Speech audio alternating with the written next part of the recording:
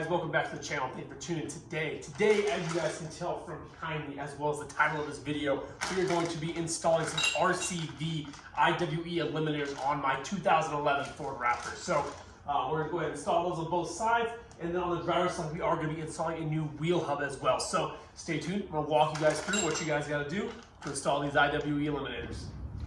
So disassembly is pretty straightforward for installing this IWE kit. One thing you will notice is that I am running RPG's bolt long travel setup. So these are going to look a little bit different than yours, but the disassembly is going to be the same. The only difference really between this setup and a stock setup is that I have the uniballs for the upper control arm and the tie rod as opposed to just standard ball joints. So what we're going to go ahead and do is first off, we're going to go ahead and pop off this cap here. There's a 13mm head behind there. So go ahead and take that 13mm head bolt, put that aside with the little cap. From there, we're going to go ahead and remove my ABS sensor cable here, as well as my brake line cable. For my setup, those are 5/16 inch heads, just some self-tappers holding these guys intact. But just want to remove these before we have any issues.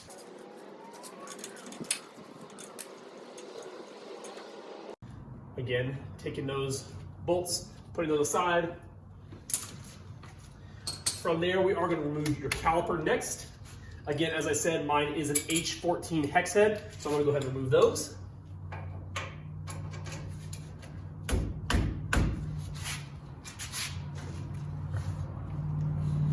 I will not be removing those. We get a breaker bar.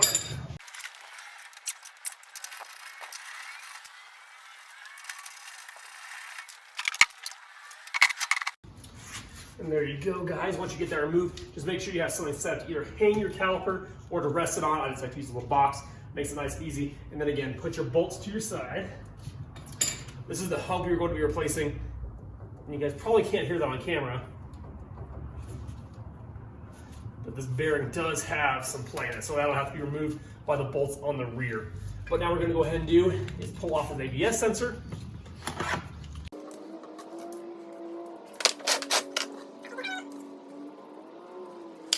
Again, placing that bolt off to the side. And then getting a little flat head to pry that guy up.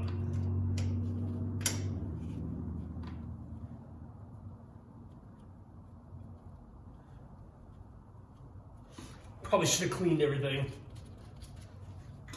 Putting that out of the way. Now I'm going to go ahead and take off my tie rod here.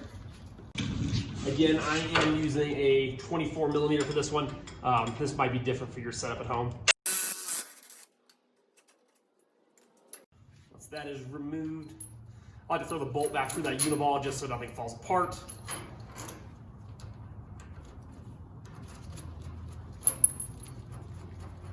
And go ahead and rest that out of the way. And then we're going to tackle that upper mount.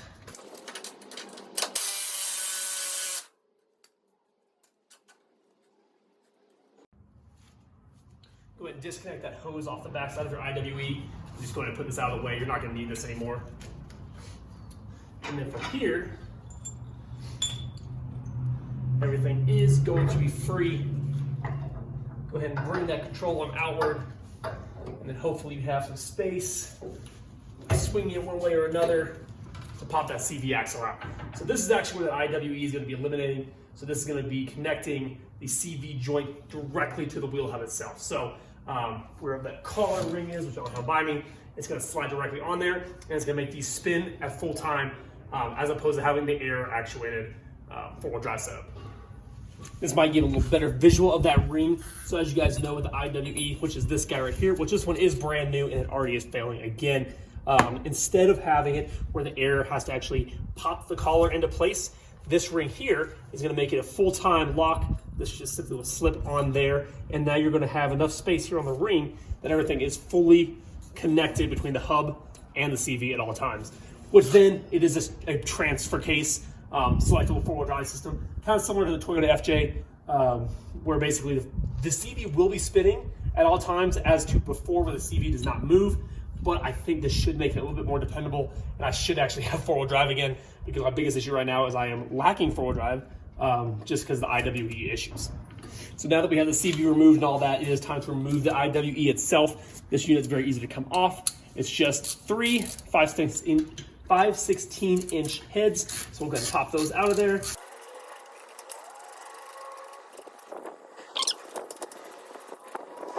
Now, once those are removed, the IWE does just simply pop right out of there. So here you guys can see this is the IWE ring, very similar to the ring here, except instead of having an airlock where this actually goes in and out, you get the all-time connection. Now, as I said, I am going to replace the hub on this side of the four-wheel drive system. So I'm going to go ahead and remove these 4 bolts, which appear to be 6, nope. They are 18 millimeters, so I'm going to go ahead and pull these 4 18-millimeter bolts out. I'm going to remove the whole entire hub assembly, and then I'm going to get it ready to put the whole new assembly on.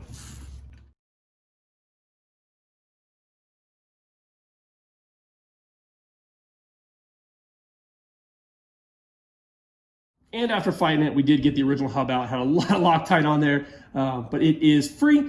You guys cannot really tell on the video, but this bearing is definitely trashed.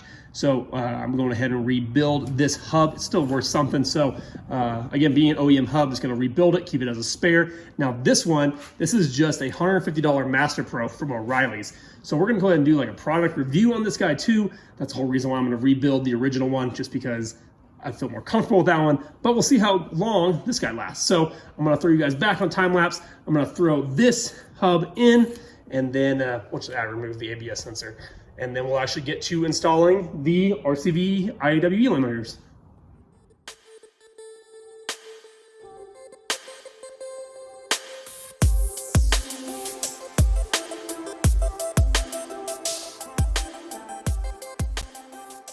And there you have it, guys. Nice fresh hub installed. The only issue with this bolt kit is this wire gets a little pinched up in here, so I'm hoping I didn't just damage the ABS sensor already. We will see, I guess. So now we're gonna go ahead and install that IWE. All we gotta do here is, as you guys know, it just kind of slides into each one of these portions. So I'm gonna go ahead and leave it on the hub side, which I don't think it's directional. We'll just go ahead and make it so the label is facing outward.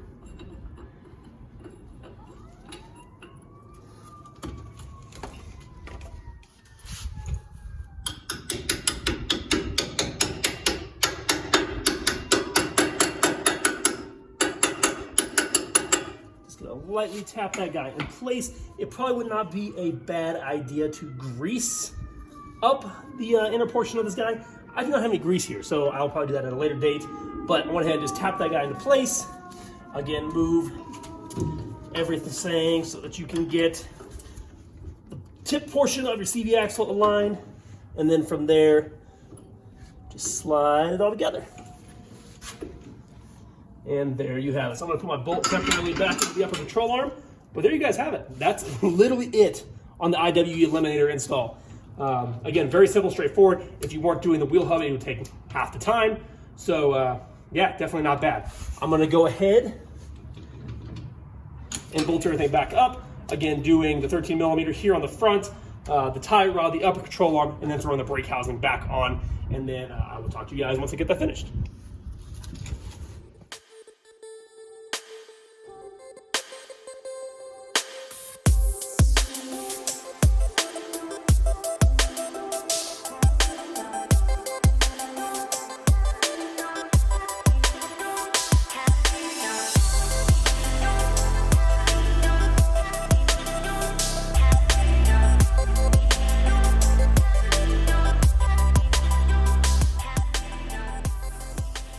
And there you have it, guys. Everything is buttoned up. Let's go ahead and talk about the torque. On the upper ball joints on a stock setup, these are 85 here, and then the tie rod is also 85 foot-pounds. And then on the rear for the brake bolts, these are something stupid like 180 foot-pounds. So I just go 150 because that's where my torque wrench maxes out, and then I give them a good little extra pull after that. And then lastly, that cap here with the nut behind there, that's a 20 foot-pound torque. I got my 3/8 inch torque wrench out for that one. But there you go. Everything is buttoned up. Everything is looking good. The IWE is looking, or the Eliminator is looking good back in there. The one thing I don't really care for is the amount of gap it leaves, because now you're losing that whole entire chunk. I'm gonna look at seeing if I can't cut up the IWE, the original IWE, wherever it went, just to kind of put it back in there. Maybe it'll fit and kind of clean up that gap a little bit. I don't know, we'll see. But there you guys go. I'm gonna go ahead and just knock out the other side, and I'll show you guys what it looks like when it's done.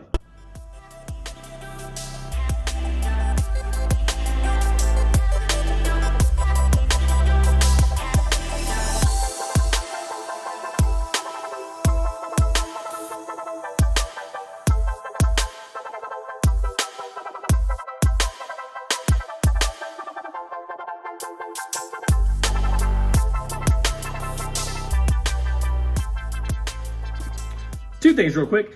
That is a great example why you need to grease or just kind of lubricate and clean the inside of your, or the outside of your hub between your rotor and the hub assembly. That was probably the worst I've had whenever stuck. That thing did not want to come off. It was completely seized on there. And two, I found out why my ABS sensor was not reading. So that's good news. And on a side note, here's a cool little hack for you guys. The sensors for the front are the exact same sensor. So I'm gonna go ahead and just take the one I pulled off the driver's side and put it on the passenger side and get rid of that one.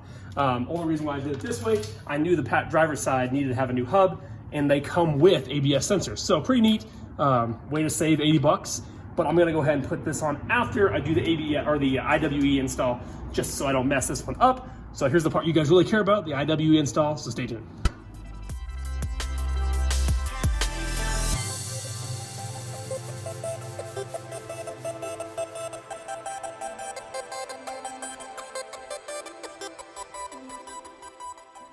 And again, this side is prepped now. I did look at the instructions just because I was curious which side they say to start with. They actually say to take the IWE or the Eliminator and put it on the CV side first. I really don't see what would be the issue with putting it on the hub side first. I personally think that it aligned easier, because maybe you guys see there, it just slips right in.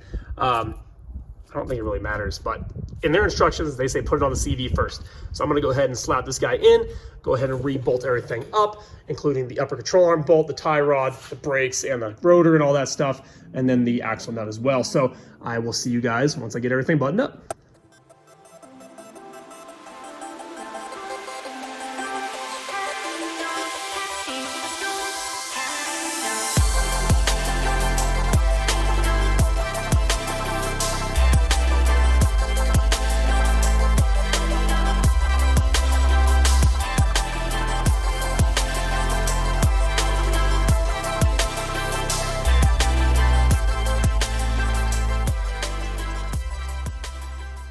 Have it. Everything is complete. Everything is fully installed. I'm super excited to go give these IWE Eliminators a try.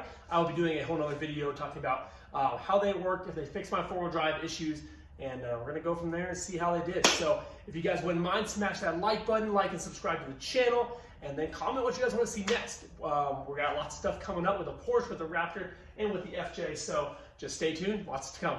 See you guys later.